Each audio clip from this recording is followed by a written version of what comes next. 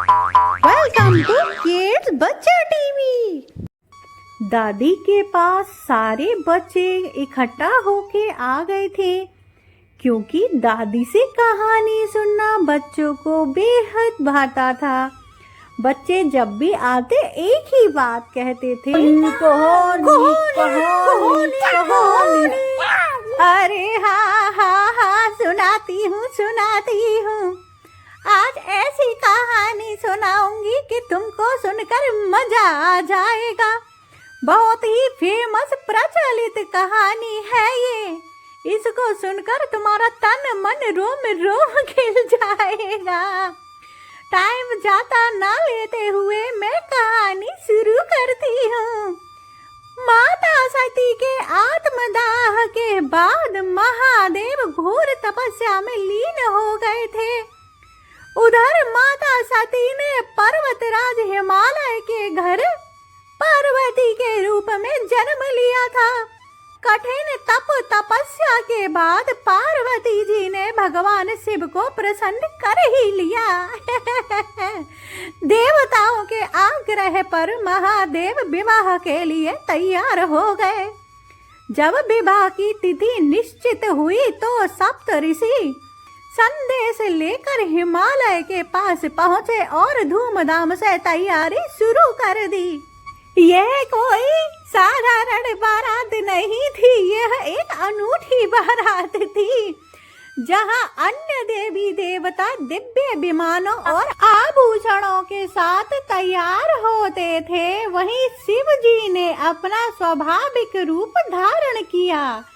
उनका श्रृंगार शरीर पर भस्म मल्ली, गले में सर्पों की माला और जटाओं में गंगा तथा चंद्रमा को धारण किया और कानों में बिच्छू के कुंडल पहने, हाथों में छोटे छोटे सर्प के कड़े पहने और इस रंगी बिरंगी ने उनका ऐसा मेकअप किया कि सबको हंसी आने लगी। उनको देखकर प्रभु का श्रृंगार ऐसा हो रहा था मानो पता नहीं तीनों लोगों के स्वामी आज सज धज के जा रहे हैं। सवारी वे अपने प्रिय वाहन नंदी यानी कि बैल पर सवार हो गए और उल्टे बैठ गए।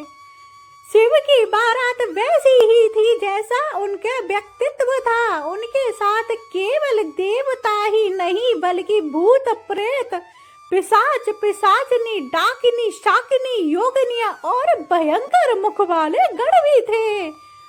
कुछ के मुख नहीं थे तो कुछ के अनेक मुख थे। कोई बहुत लंबा था तो कोई बहुत छोटा था। कई के 5 सिर थे, किसी के सिर ही नहीं था, किसी के बहुत सारे धड़ थे और एक सिर था, किसी के 20 हाथ थे, किसी के 20 पैर थे। कोई तो मुंह की जगह पेट में ही सीधा खाने के लिए तैयार हो चला था। सब लोगों ने भस्म लगाई और शिव की बारात तो आहा क्या ही कहने, बहुत सुंदर बारात तैयार हो गई सजकर। जब बारात हिमालय नगरी यानी कि मैनावती और हिमालय का राज्य था वहां पहुंची तो पूरा नगर उसे देखने के लिए उमड़ पड़ा। देवताओं की टोलियां देखकर तो लोग मुग्ध हो गए। इंद्र ऐरावत पर, विष्णु गरुड़ पर और ब्रह्मा जी अपने हंस पर। नगरवासियों ने सोचा कि जब बारात इतनी सुंदर है तो प्रभु कितने सुंदर होंगे, यानी कि दूल्हा कितना मनमोहक होगा। लेकिन जैसे ही असली बारात पहुंची शिव के गढ़, नगर में खलबली सी मच गई। डरावने भूत और प्रेत शिव जी के भस्मधारी रूप को देखकर बच्चे डर के भागने लगे। चिल्लाए, अरे मैया, बाप रे बाप, बचा ले मोको, अरे भगवान आज ना बचेंगे। ऐसे सारे बच्चे चिल्लाने लगे। लोगों के दिलों में तो ऐसी घबराहट पैदा हो गई मानो उनके प्राण ही आज निकल जाएंगे, क्योंकि उन्होंने युगों से ऐसी बारात न सुनी थी ना कभी देखी थी। क्योंकि बारात इतनी भयानक थी जिसको देखकर अच्छे अच्छे इंसान भी डर जाए। बच्चों की तो औकात क्या है। बम भोले बम भोले बम भोले बम भोले बम भोले बम भोले बम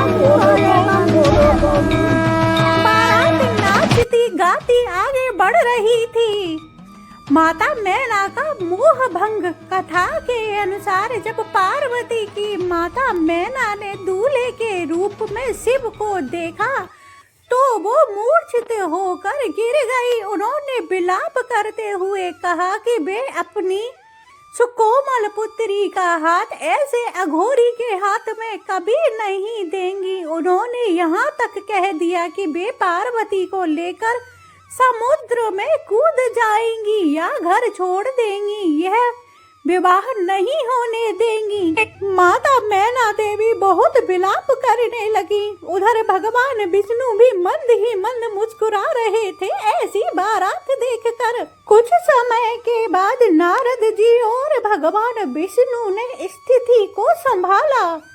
विष्णु जी ने शिव से अनुरोध किया कि वे माता मैना के संतोष के लिए अपना भव्य रूप धारण करें, मतलब कि अपने सुंदर रूप में प्रकट हो जाएं। तब महादेव ने सुंदरेश्वर रूप धारण किया। उनके शरीर की भस्म दिव्य चंदन में बदल गई और सांपों के हार मणियों के आभूषण में बदल गए और वे करोड़ों कामदेवों से भी अधिक अधिक अधिक सुंदर लगने लगे। यह अलौकिक रूप देखकर माता मैना तो निहाल हो गई और उन्होंने प्रसन्नता पूर्वक शिव जी के चरणों को पखारा और उनकी बलैया ली। हिमालय और मैना ने विधि विधान से अपनी पुत्री पार्वती का कन्यादान किया।